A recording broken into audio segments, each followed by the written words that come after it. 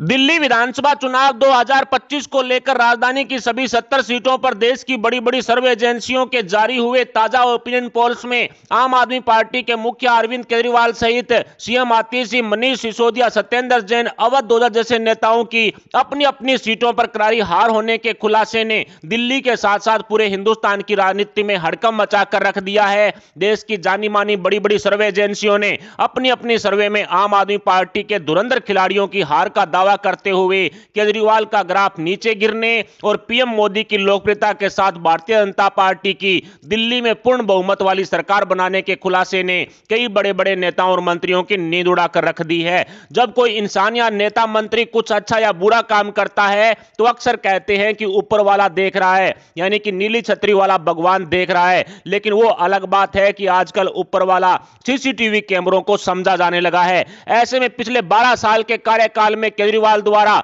दिल्ली में फैलाई गई गंदगी से हुए वायु प्रदूषण के कारण दिल्ली के प्रत्येक नागरिक की औसतन 12 साल उम्र कम हो चुकी है और नीली छतरी वाले के सीसीटीवी कैमरे में केजरीवाल का यह कर्मकांड भी कैद हो गया है, जिसकी सजा के तौर पर दिल्ली के मतदाता केजरीवाल के धुरंधर खिलाड़ियों को हराने जा रहे हैं। खैर, इन पांचों नेताओं की सीटों पर हार जीत के फैक्टर और वोटों की गणित को समझें तो आम आदमी पार्टी के नेता और मंत्री सत्येंद्र जैन दिल्ली की शाहपुर बस्ती विधानसभा सीट से चुनावी मैदान में उतरे हुए हैं। शाहपुर बस्ती सीट पर लगभग 1,48,000 मतदाता हैं। यहां लगभग 70% वोट पोल होते हैं, यानी 1,03,600 मतदाता अपने वोट का इस्तेमाल कर सकते हैं। सट्टा बाजार की ताज सर्वे ओपिनियन पोल के मुताबिक 11% वोट शेयर शाहपुर बस्ती सीट पर कांग्रेस पार्टी को मिल सकता है, यानी 11,396 वोट है कांग्रेस को मिल सकते हैं। 45% वोट शेयर है वो बीजेपी को मिलने का अनुमान है, यानी कि 46,620 वोट बीजेपी को मिल सकते हैं। 41% वोट शेयर है वो आम आदमी पार्टी को मिलने का अनुमान है, यानी कि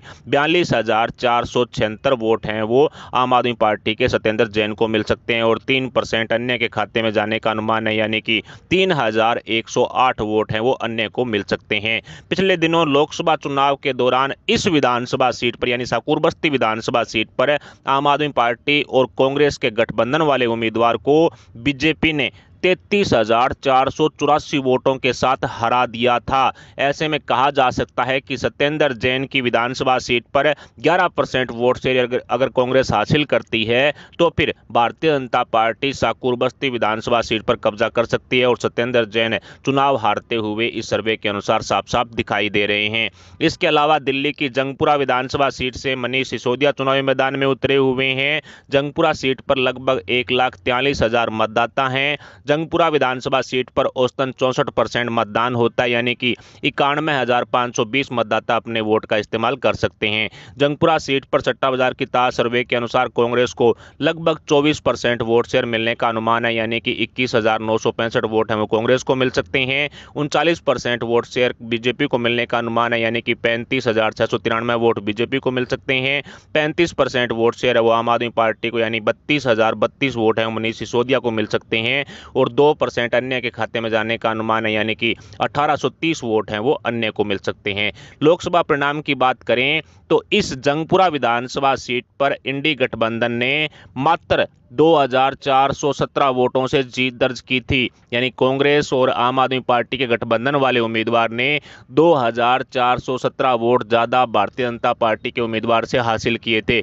लेकिन ताज सर्वे के अनुसार 39% वोट शेयर बीजेपी को मिल रहा है। ऐसे में मनीष सिसोदिया की सीट फंसी हुई और बीजेपी यहां पर जीत दर्ज करती हुई दिखाई दे रही है। इसके अलावा आम आदमी पार्टी में नए नए शामिल हुए अवध ओझा दिल्ली की पड़पड़गंज विधानसभा सीट से चुनावी मैदान में उतरे हुए हैं। पड़पड़गंज विधानसभा सीट पर लगभग 2,16,000 मतदाता हैं। यहां पर 65% औसतन वोट पोल होते हैं। ऐसे में 1,40,000 मतदाता अपने वोट का इस्तेमाल कर सकते हैं। सट्टा बाजार की ताज सर्वे ओपिनियन पोल के मुताबिक पड़पड़गंज विधानसभा सीट पर 10% वोट शेयर कांग्रेस को मिल सकता है, यानी 14,000 वोट है वो कांग्रेस को मिलने का अनुमान है। 49% वोट शेयर बीजेपी को मिल सकता है, यानी कि 68,600 वोट बीजेपी खाते में जाने का अनुमान है। इसके अलावा 38% वोट शेयर आम आदमी पार्टी को मिलने का अनुमान है, यानी कि अवध ओझा को 53,200 वोट मिल सकते हैं।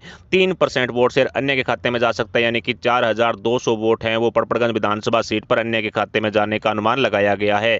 लोकसभा परिणाम की बात करें तो पड़पड़गंज विधानसभा सीट पर आम आदमी पार्टी और कांग्रेस गठबंधन वाले उम्मीदवार को बीजेपी के उम्मीदवार ने 29,273 वोटों से हराया था।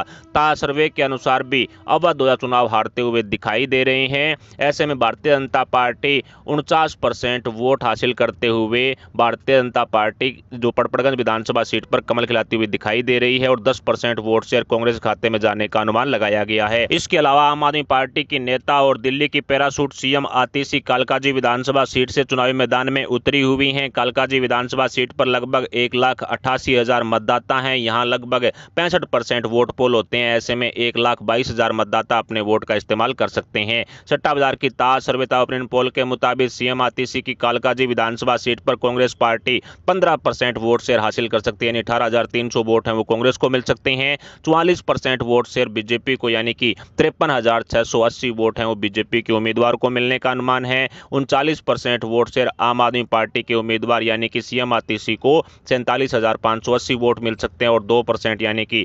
2,440 वोट हैं वो अन्य के खाते में जाने का अनुमान लगाया गया है। लोकसभा परिणाम की बात करें तो कालकाजी विधानसभा सीट पर भारतीय जनता पार्टी ने 12,236 वोटों के साथ कांग्रेस और आम आदमी पार्टी के गठबंधन वाले उम्मीदवार को हराया था, यानी कि सीएम की जो सीट है वहां भी बीजेपी ने कमल खिलाया था। ऐसे में आज की ताज सर्वेता ओपिनियन पोल के मुताबिक सीएम आतिशी कांटे की टक्कर के साथ चुनाव हारती हुई दिखाई पड़ रही है और बीजेपी कांटे की टक्कर के साथ यहां पर चुनाव जीतती हुई भी दिखाई पड़ रही है। इसके अलावा आम आदमी पार्टी के मुखिया अरविंद केजरीवाल नई दिल्ली विधानसभा सीट से चुनावी मैदान में उतरे हुए हैं। नई दिल्ली सीट पर लगभग 1,02,000 मतदाता हैं। इस सीट पर औसतन 58% वोट पोल होते हैं, यानी कि 59,000 मतदाता अपने वोट का इस्तेमाल करते हैं। सट्टा बाजार की ताज सर्वेता ओपिनियन पोल के मुताबिक केजरीवाल की नई दिल्ली सीट पर 10% यानी कि 5,900 वोट है वो कांग्रेस के उम्मीदवार को मिलने का अनुमान है। 45% वोट शेयर बीजेपी को, यानी कि 26,550 वोट बीजेपी को मिलने का अनुमान है।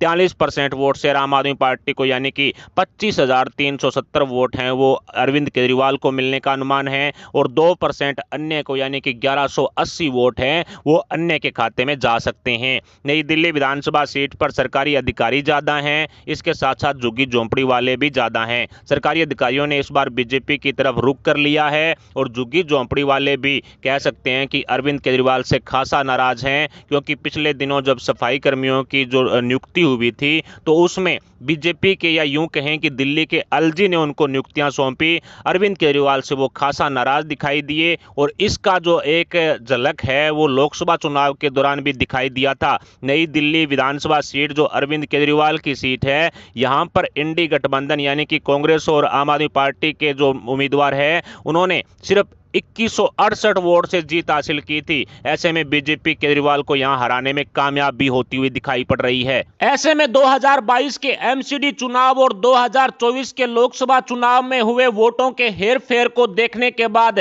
इतना तो तय है कि आम आदमी पार्टी के धुरंधर खिलाड़ियों की सीटें फंसी हुई है और केजरीवाल से लेकर अवध ओझा तक आम आदमी पार्टी के नेता इस बार चुनाव हार सकते हैं। खेड़ताजा ओपिनियन पोल सर्वे के इन समीकरणों पर आपके क्या विचार हैं? इस बार दिल्ली का राजा कौन होगा? इस पर आप अपने विचार हमें कमेंट बॉक्स में जरूर बताएं। साथ ही वीडियो को लाइक करके हमारे चैनल को सब्सक्राइब जरूर कर लें। अभी के लिए इतना ही, मिलते हैं अगली बड़ी अपडेट, अगली न्यूज, अगली खबर के साथ। तब तक के लिए जय हिंद, जय भारत, जय श्री राम।